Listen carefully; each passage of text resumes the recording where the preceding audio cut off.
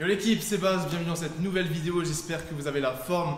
On se retrouve aujourd'hui pour une vidéo un petit peu différente des vlogs et des trainings habituels, parce qu'aujourd'hui on se retrouve pour une vidéo anatomie, kiné. Ça fait super longtemps que je ne vous ai pas filmé ça, mais voilà, comme ça fait un moment, vous êtes beaucoup de nouveaux abonnés sur ma chaîne, et je sais qu'il y a beaucoup de kinés, futurs ostéos, ou même plein de personnes qui sont passionnées et intéressées par l'anatomie, la biomécanique et le corps humain en général. Donc j'ai décidé de vous refaire une vidéo que je vous avais promis depuis longtemps sur, comme vous l'avez vu avec le titre, la coiffe des rotateurs. Voilà. Donc, la dernière fois que vous voulez que je fasse une vidéo anatomie, je vous avais fait ça et c'est une vidéo qui avait un petit peu floppé. Donc n'hésitez pas à mettre un petit pouce bleu et un commentaire pour aider le référencement de la vidéo et soutenir ma chaîne, ça m'aiderait énormément. Et surtout, dites-moi en commentaire si vous souhaitez que je fasse plus de vidéos anatomie, kiné, parce que voilà, comme je suis kiné et que j'adore partager mes connaissances, si je peux vous aider, c'est tout bénef. Pour aujourd'hui, comme vous l'avez vu avec le titre, on va parler de l'épaule et plus particulièrement la coiffe des rotateurs. Voilà, je vous souhaite un excellent visionnage. Merci de mettre un petit pouce bleu et un commentaire.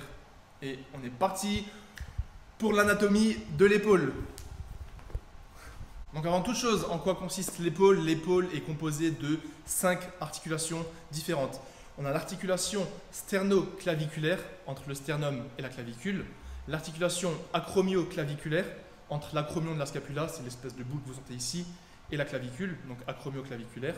On a l'articulation gléno-humérale qui compose l'humérus, donc l'os du bras, et glénoïdale car on a la fosse glénoïdale de la scapula. Donc en gros, on va avoir la tête de l'humérus qui est une boule qui va s'insérer dans la fosse glénoïdale comme ceci. En anglais, on appelle ça également ball in the socket ou un truc comme ça parce qu'on a simplement la boule qui vient dans la fosse glénoïdale.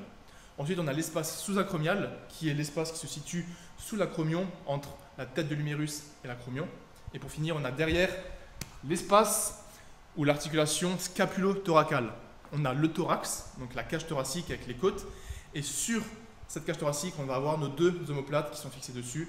Et les omoplates peuvent bouger sur cette cage thoracique. Et on appelle cela l'espace scapulo-thoracique, scapulo pour scapula, omoplate.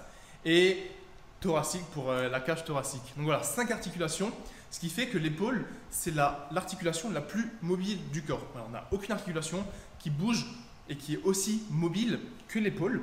Donc on a un paradoxe là de l'épaule parce qu'elle doit être super stable et forte, mais en même temps elle doit être super mobile. Donc il faut que ça soit mobile et en même temps stable. C'est également ce qui fait que l'épaule, elle peut facilement se luxer, c'est une des articulations qui se luxe le plus facilement. Elle peut se luxer principalement vers l'avant et vers l'arrière.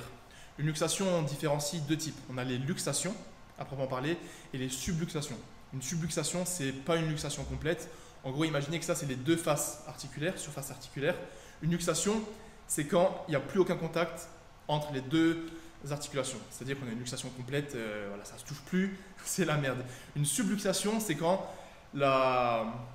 les deux articulations se touchent encore, mais il y a un déplacement. Ça, c'est une subluxation. Donc les luxations et subluxations les plus communes au niveau de l'articulation gléno-humérale, ça va être les luxations et subluxations antérieures, lorsque la tête de l'humérus se subluxe vers l'avant, et les plus rares, donc c'est quand ça se subluxe ou se subluxe vers l'arrière. On ne va pas rentrer dans les détails de la rééduque d'une luxation, il faut juste savoir que si vous avez une luxation, il y a de fortes chances, et ça arrive souvent qu'il y ait une récidive, c'est-à-dire que vous pouvez de nouveau avoir dans le futur à nouveau une luxation ou une subluxation, tout simplement parce qu'il peut y avoir une instabilité qui va se créer. Et donc là, on va faire la transition, parce que comme on parle d'instabilité, je vous l'ai dit avant, l'épaule, c'est l'articulation la plus mobile, mais il faut donc qu'elle soit également stable pour ne pas se luxer et pour que la tête de l'humérus soit correctement centrée. Et pour assurer cette stabilité, on va avoir donc le fameux complexe qui s'appelle la coiffe des rotateurs que vous connaissez. Je ne sais pas si vous le connaissez super bien un petit peu ou pas du tout, mais en gros la coiffe des rotateurs c'est un complexe composé de 4 muscles. On va avoir l'infraépineux, le supraépineux, le petit rond et le sous-scapulaire. On peut également en fonction des sources ajouter un 5e muscle, ça va être la longue portion du biceps. Parce que je le rappelle, le biceps, comme son nom l'indique, il y a 2 chefs. Donc on va avoir le chef court du biceps et le chef long du biceps. Le chef court du biceps s'insère sur le processus coracoïde ici, et le chef long du biceps va remonter plus haut et va s'insérer sur le tubercule supraglénoïdal au niveau donc de la fosse glénoïdale de la scapula. Donc voilà, 5 muscles pour la coiffe des rotateurs, infraépineux, supraépineux, sous-scapulaire, petit rond, et si on rajoutait donc ce 5e, le chef long du Biceps. Quel est le rôle principal de la coiffe des rotateurs? Ça va être de centrer la tête de l'humérus dans la fosse glénoïdale. Notez très bien ça, le rôle principal, surtout si vous êtes en cours, en kiné ou autre, le rôle principal de la coiffe des rotateurs, c'est de fixer cette tête de l'humérus dans la fosse glénoïdale pour qu'elle ne puisse pas se luxer, qu'elle soit correctement centrée et qu'elle assure une stabilité lorsqu'on fait tous nos mouvements de lancer ou élévation ou peu importe. Évidemment, la coiffe des rotateurs, comme elle est composée de muscles, elle va avoir une fonction de mouvement et de mobilité. Ça, c'est ce qu'on va voir juste après, mais vraiment sa fonction principale, c'est d'assurer la stabilité et le centrage, donc la centralisation de la tête de l'humérus dans la fosse glénoïdale. On a également le deltoïde, le muscle que vous connaissez bien, le muscle de l'épaule, qui lui va tirer l'humérus vers le haut et qui va également centrer la tête de l'humérus dans la cavité glénoïdale, enfin dans la fosse glénoïdale. Donc voilà, maintenant on va passer à l'anatomie et aux différentes fonctions de chaque muscle de cette coiffe des rotateurs. Et ensuite, je vous montrerai les exercices pour chacun de ces muscles. Donc j'espère que vous suivez toujours, que ce n'est pas trop long. Prenez des notes et on passe directement à l'anatomie et aux fonctions de chacun de ces muscles. Donc pour les fonctions des différents muscles de la coiffe des rotateurs, ce que je vais faire, c'est que je vais les prendre un par un, vous montrer les exercices et vous expliquer un petit peu ce qu'il y a à savoir. On va commencer par le supraépineux. Le supraépineux, comme vous le voyez à l'image, je ne vais pas vous parler des origines et des insertions ni de l'innervation parce que ce n'est pas intéressant. Mais le supraépineux, il va faire une abduction de l'humérus. Parce que comme il passe ici, lorsqu'il va se contracter, il va tirer l'humérus vers le haut. Il va donc permettre une abduction de l'épaule. Je rappelle, l'épaule, elle a flexion, extension comme mouvement.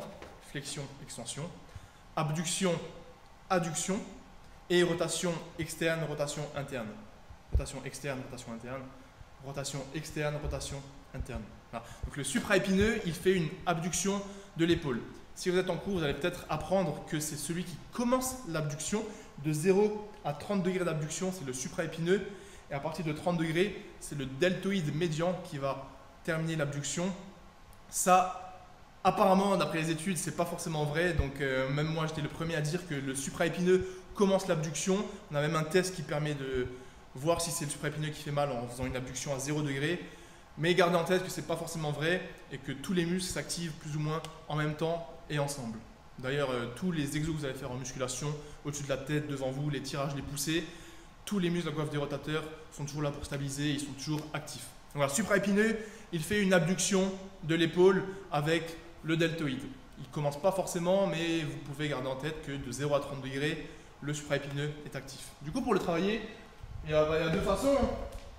Ça va simplement être soit avec des disques, de faire des élévations latérales complètes, mais là on va également travailler le deltoïde, ou alors des petites élévations latérales, mais dans la pratique ça ne sert pas à grand chose. Donc voilà, dès que vous allez faire vos élévations latérales, que ce soit avec des disques, des haltères, ou même avec un élastique comme ceci, ou à la poulie, voilà, vous allez bosser votre épaule et votre supraépineux. Donc supraépineux, abduction. Le deuxième muscle, ça va être le petit rond, voilà, qui est vraiment tout petit, juste ici. Lui, qu'est-ce qu'il va nous faire? Il va nous faire une rotation externe. Donc la rotation externe, je la rappelle, c'est comme ça ou comme ça. Donc rotation externe, pour la travailler, simplement, j'ai pas de poulie à ma salle, mais tout ce que je vais faire avec l'élastique, ça se fait également avec une poulie. Donc soit vous prenez l'élastique léger, on vient coller le bras ici et vous venez faire vos rotations externes. J'en profite pour parler également de l'infraépineux, parce que l'infraépineux et le petit rond, c'est les deux rotateurs externes de la coiffe des rotateurs. Donc pour travailler petit rond et infraépineux, vous prenez votre élastique, vous collez le coude et l'humérus à votre cage thoracique ici et vous faites rotation externe. Vous pouvez la faire en prise neutre comme ça, ou alors même avec la main en supination. Je trouve que ça nous permet d'aller un petit peu plus loin dans la rotation externe. Voilà. Amplitude complète, vous pouvez également travailler la fin de l'amplitude. Vous pouvez faire concentrique, excentrique sans contrôler. Vous pouvez même prendre un élastique un petit peu plus lourd. Ça, je l'aime bien le faire parfois. On met la résistance et on retient l'excentrique. On met la résistance, on retient l'excentrique. Voilà, des rotations externes. Si vous voulez encore plus augmenter le focus sur la rotation externe, vous pouvez mettre un petit coussin ou peu importe et le coller avec votre bras. Comme ça, on va enlever l'activité du deltoïde. Parce que le deltoïde, il fait une abduction. Donc si vous emmenez le bras en adduction, c'est l'opposé de l'abduction, bah, le deltoïde il ne va pas travailler. C'est un petit conseil. La rotation externe, là on l'a faite avec le bras le long du corps, on peut également la faire avec le bras à 90 degrés d'abduction, comme je vous l'ai dit. Donc là, vous prenez l'élastique, on met les coudes en haut comme ceci, et de là, vous allez faire rotation externe, rotation externe, rotation externe. Évidemment, on peut faire un face pull normal avec une rotation externe en fin de mouvement. Comme ça, on travaille également le deltoïde postérieur. Tout simplement un tirage pour travailler la coiffe des rotateurs. On peut également faire cette position au-dessus de la tête avec des disques. Ça, en échauffement, en thérapie, c'est parfait aussi. Vous êtes ici, on contrôle l'excentrique, on remonte. Évidemment, ça, on peut le faire également avec une barre. Si vous tirez ici, là, on descend, on contrôle en excentrique et remonte. Il y a énormément de possibilités, mais gardez en tête que ça, c'est la rotation externe. On peut également travailler sur le banc. En fait, il y a juste trop de façons de la faire. Vous vous mettez simplement sur le banc comme ceci. On vient mettre le coude sur le genou. Et là, on contrôle l'excentrique et on remonte. Si vous avez une tendinite ou une douleur, l'excentrique, ça va permettre d'étirer le muscle, d'étirer le tendon et donc de le renforcer. Ça, c'est vraiment un exercice parfait que je faisais régulièrement en thérapie. Donc, on contrôle et on remonte. Évidemment, moi, j'ai 2,5 kg. Commencez même au poids de corps sans rien si vous avez vraiment des douleurs. Et si vous voulez faire que de l'excentrique, on contrôle l'excentrique, votre thérapeute ou vous-même, vous remontez avec l'autre main, on contrôle, on remonte avec l'autre main. Ça, c'est parfait pour des exercices de rééducation quand vous avez des tendinites ou que vous êtes post-blessure et que vous devez renforcer votre coiffe des rotateurs. Donc voilà, infra-épineux, et vous pouvez également, bon là c'est du détail, mais également le faire coucher. Vous êtes là et on contrôle les rotations externes en excentrique. Voilà, sachez juste que tant que vous faites une rotation externe, l'infra-épineux et le petit rond va travailler. Et donc le dernier muscle, là on a fait supra-épineux, infra-épineux, petit rond. Il nous reste le sous-scapulaire. Le sous-scapulaire qui vient passer par devant comme ça. Qu'est-ce qu'il va faire vu qu'il est devant? Quand il tire, il fait une rotation interne. Donc lui c'est un rotateur interne. Donc pour le travailler, on va prendre l'élastique. Rotation externe, rappelez-vous, on va vers l'extérieur.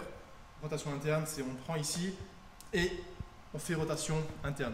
Ça, c'est plus rare, c'est moins, pas moins utile, mais moins habituel. Mais sachez que pour le travailler, rotation interne, c'est tout simplement cet exercice qu'on peut faire à la poulie et également rotation interne dans ce sens. Mais dans ce cas-là, il faudrait mettre la poulie pour que la tension soit au niveau du coude. Voilà pour le sous-scapulaire, pour les différents exercices de la coiffe des rotateurs. Je vous ai dit avant, on a également le chef long du biceps. Le biceps, il faut savoir qu'il fait une flexion. Donc tant que vous allez faire des flexions du coude en supination, vous allez bosser les biceps. Mais le chef long du biceps, il fait également une flexion du coude. Donc lorsque vous allez faire des exercices style d'échauffement, comme je le fais toujours et comme je le conseille toujours, comme ceci, on va vraiment venir travailler le chef long du biceps et prévenir d'éventuelles tendinites ou blessures en s'échauffant comme ceci. Voilà, simplement des flexions pour le chef long du biceps. Voilà, donc je pense que je vous ai à peu près montré tous les exercices que vous pouvez faire. Je vous ai expliqué un petit peu tout, comment fonctionne la coiffe des rotateurs. Gardez bien en tête qu'ils vont toujours travailler, que ce soit au-dessus de la tête, lorsque vous lancez des objets, lorsque vous peignez quelque chose, lorsque vous êtes à la muscu. Tous les exercices vont bosser la coiffe des rotateurs parce que c'est vraiment un ensemble de muscles qui viennent se fixer. Oh, avec la main, je ne peux pas, mais en gros, ils viennent par derrière, ils viennent se fixer sur l'humérus ici. Gardez en tête qu'ils sont toujours là pour stabiliser la tête de l'humérus. Ils sont super importants et un bon échauffement, faire toujours des rotations externes, rotations internes ou peu importe, c'est super important. Moi, je le fais tous les jours avant chaque séance. J'ai jamais eu de blessure à ce niveau-là. Est-ce que ça prouve que ça fonctionne? Pas forcément, mais ça prouve également que c'est pas néfaste de le faire régulièrement. Ce que je vous conseille, c'est de le faire au moins 2 à 4 fois par semaine, régulièrement, 2-3 séries de 10 à 15 à 20 répétitions en léger pour vraiment activer votre coiffe de rotateur. Si vous avez une blessure, une tendinite, travaillez sur de l'excentrique. Enfin, si vous avez une tendinite, travaillez sur de l'excentrique. Si vous avez une blessure, reprenez progressivement le travail de la coiffe des rotateurs. Voyez surtout avec un professionnel de santé, que ce soit votre kiné, votre médecin, ce que vous devez faire, comment vous pouvez le faire. Parce que ce que je vous ai dit dans cette vidéo, c'est simplement mon expérience, mes connaissances et c'est en rien un conseil médical. Donc si vous avez d'autres questions, n'hésitez pas à me dire dans les commentaires, je me ferai un plaisir de vous lire et de vous répondre. Et si vous voulez plus d'informations et d'exercices spécifiques pour une rééducation d'une quelconque blessure, parce qu'évidemment pour la coiffe de rotateur, il y a aussi des exercices de proprioception avec des balles couchées sur le ventre, il y a plein de choses.